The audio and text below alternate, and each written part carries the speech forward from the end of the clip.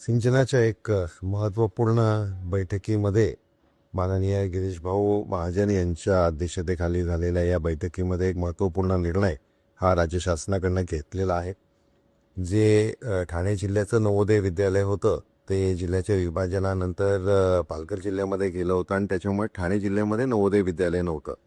याचं सातत्याने मी पाठपुरावा करत होतो आणि माननीय गिरीशभाऊ महाजन यांच्या खाली झालेल्या पिंचन भवनच्या मध्ये झालेल्या या बैठकीमध्ये गिरीशभाऊंच्या माध्यमाने जो निर्णय झाला याच्यामुळे राज्य शासनाची इरिगेशनची जी जागा आहे ती बिनशर्त नवोदय विद्यालय बांधण्यासाठी ती उपलब्ध करण्यात आलेली आहे.